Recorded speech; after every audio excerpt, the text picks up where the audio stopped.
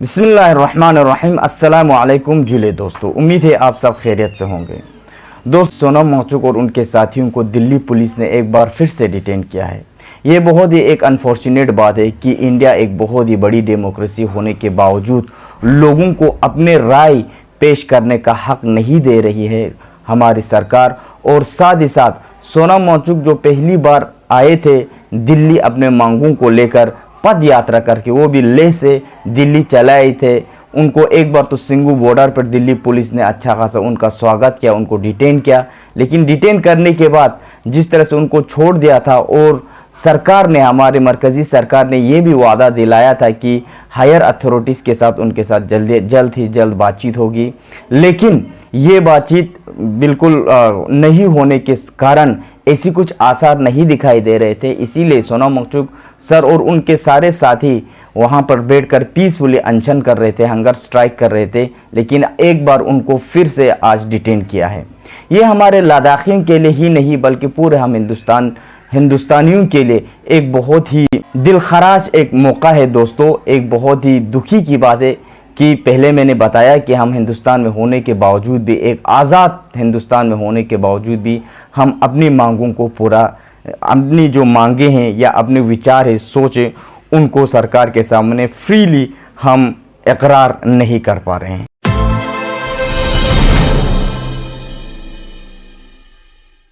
दोस्तों, इस मामले को अगर हम गौर से देखें तो हमारे जितने भी मतलब जो सोच है, प्रीकंसीव्ड नोशन है, और बहुत सारी चीज़ें हैं।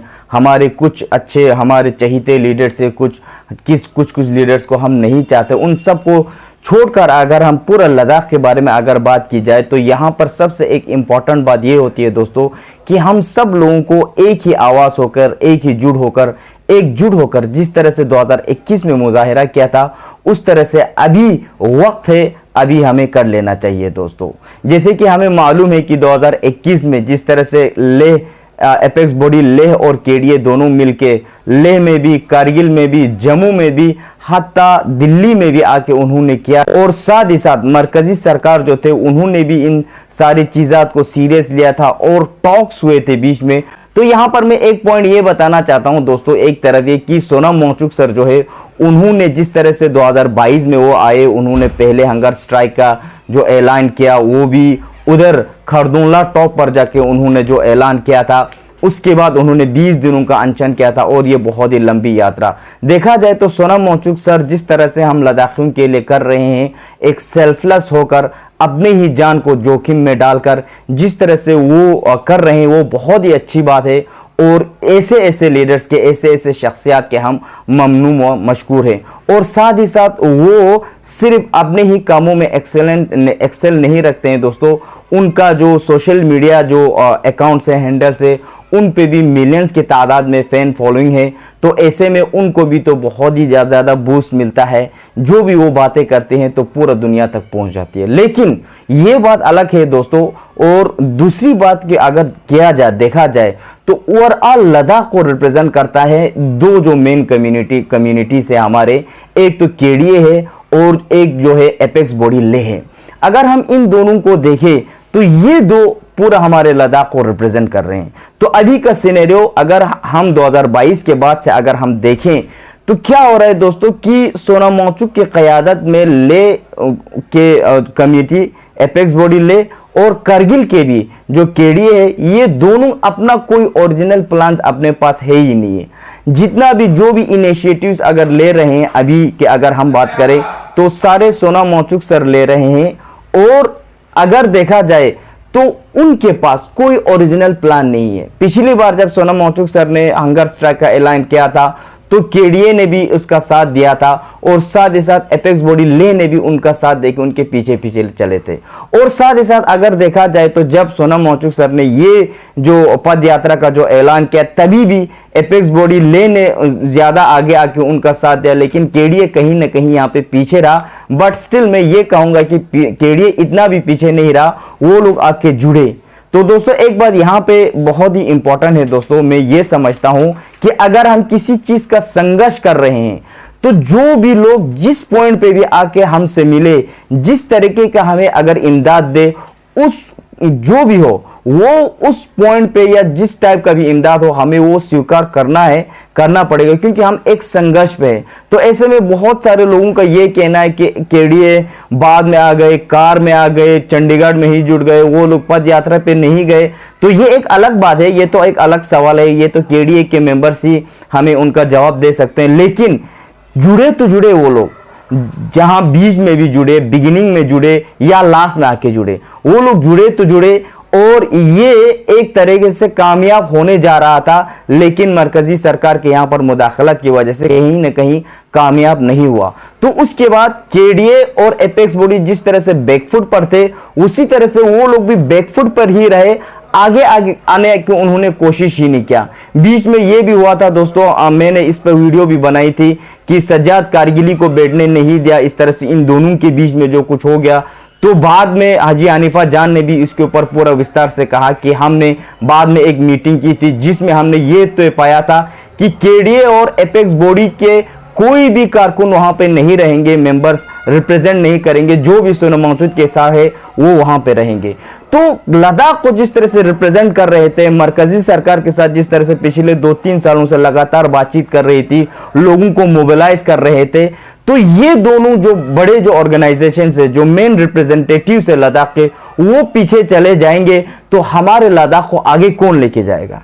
तो यहां पे एक बात ये भी है दोस्तों कि केडीए ने अपना जो जितना भी अभी जो कुछ हुआ, और बहुत बार केडीए पर ये भी इल्जाम लगाते हैं लोग, और मैं भी यही उनसे सवालात यही करता हूं कि केडीए अक्सर यहां पे पैसिवली, यहां पे जितने भी काम होते हैं पैसिवली ही करते हैं। पहले एपेक्स बॉडी कदम उठाते हैं या पहले सोनम वांगचुक सर कदम उठाते हैं, बाद में आके केडीए एक प्रेस कॉन्फ्रेंस के जरिए करते हैं। तो इसका मैंने लेने के लिए मैं आउट ऑफ द ब्लू आके वीडियो नहीं बना रहा हूं दोस्तों, मैंने कोशिश भी की बात करने की। मैंने असगर अली करबलाई को भी कॉल किया, मैंने नासिर मुंशी को भी कॉल किया, लेकिन इन दोनों ने मेरे कॉल का जवाब देने से इनकार किया। तो ऐसे में सवाल केडीए के ऊपर भी बनता है, ऐसे में सवाल एपेक्स बॉडी लेह के ऊपर भी बनता है कि जिस तरह से आगे आके वो लोग काम कर रहे थे, एक ऑर्गेनाइजेशंस पूरा जो लेह और कारगिल, अभी तो फिलहाल 2 डिस्ट्रिक्ट है, अभी 5-7 डिस्ट्रिक्ट बनने जा रहे हैं, उससे पहले अभी फिलहाल तो हम 2 ही, इसी दो डिस्ट्रिक्ट को ये दोनों रिप्रेजेंट करते थे, बहुत अच्छी तरह से चलाते थे। और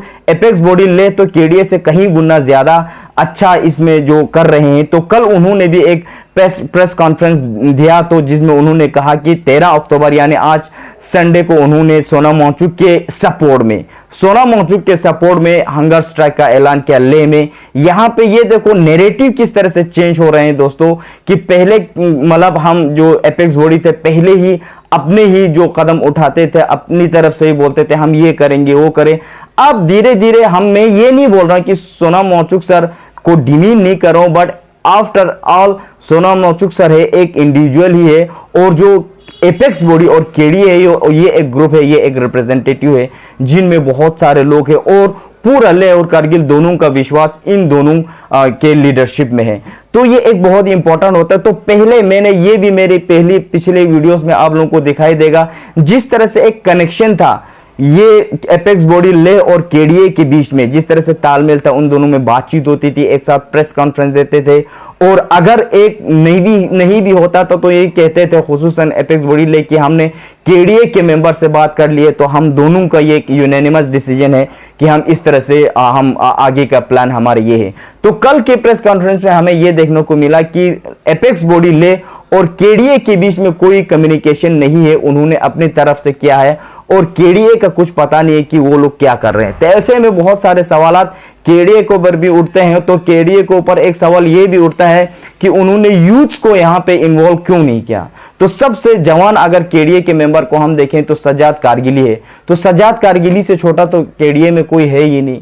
तो क्या कारगिल में जो यूथ की कमी है, क्या यूथ लोग केडीए के साथ काम करना नहीं चाहते हैं, क्या यूथ जिस तरह से केडीए काम करते हैं उस वे में यूज नहीं करना चाहते हैं, ये क्या है, ये कुछ हमें बहुत सारे सवालात हमारे मन में है।